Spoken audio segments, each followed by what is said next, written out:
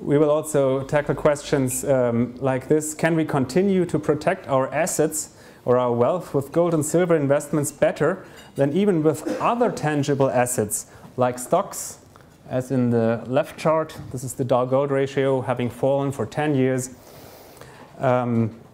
Or with the tangible asset real estate, same story. The downfall you see here just happened recently during the last 5 years. We will probably even go into more complex or abstract questions. Should gold-based future currency systems be our objective? Should we not rather fight for competition between all sorts of monetary systems? This is, of course, the view of the Austrian economists, and I'm sure we will have some opportunity to discuss this important topic, at least in the Q&A session later on. But without preempting this important debate, I would already at this early point like to state, yes, the world needs more than just one sound money system. It needs free and fair competition between all sorts of monetary systems.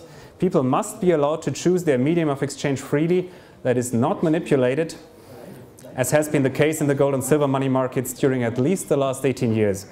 And we must no longer have monopoly money laws, euphemistically called legal tender laws.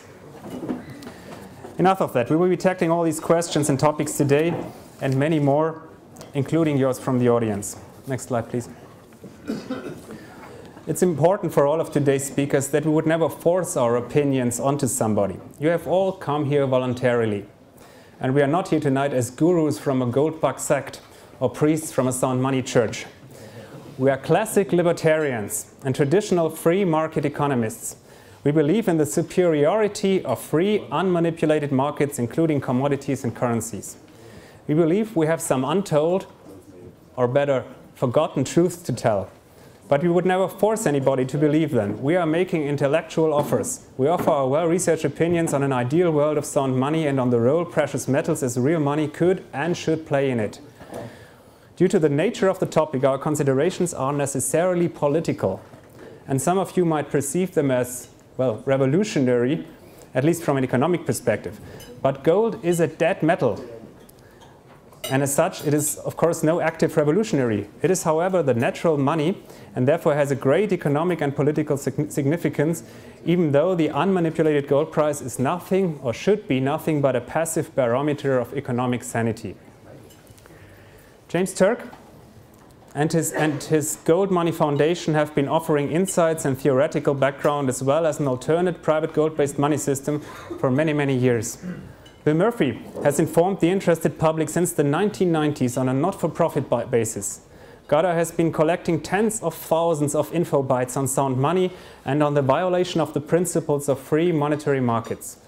And since its foundation in 2006, Deutsche Edelmetallgesellschaft has done a lot of public info work to that end too.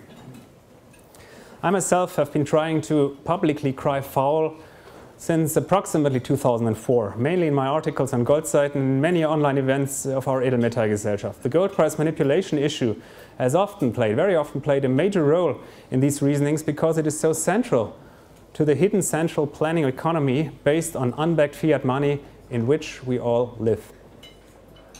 Next slide, please. This somewhat provocative chart indicates the consequences of this manipulation. The ramifications of the gold price manipulations go way beyond the financial world. The paper money elites are dubbed the force on this slide. The gold-silver price manipulation is its hidden and ugly dark side.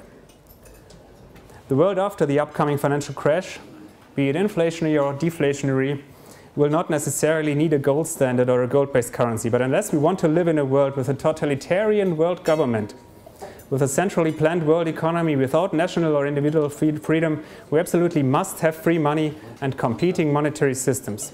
There cannot be a real free market economy as the basis of our prosperity unless there is freedom of choice in its very fundament, its money. The manipulation of the gold-silver prices is the centerpiece of a matrix world. The mainstream media and the politicians would like you to believe the reality. The real reality in our so-called democracies and so-called free market economies has, however, become vastly different since that fateful day of August 15, 1971, when Nixon kept the last link between the dollar and gold. Next slide, please. First and foremost, Bill Murphy and James Turk are truth seekers and teachers. George Orwell has said once, in a world of deceit, speaking the truth is a revolutionary act. It is only in an Orwellian world that Bill and James can be called revolutionaries. In days of universal deceit, one can hardly avoid being political. The Austrian economists and the gold bugs have been telling the truth in time, that is at least for 20 years. They fight for liberty and for the bright side of the force. I know this is provocative to some. If only the world had listened earlier to men like James or Bill. DEG is proud to have brought here tonight two speakers who have been defending our liberties and freedoms for many years with incredible persistence and energy. Thank you for that.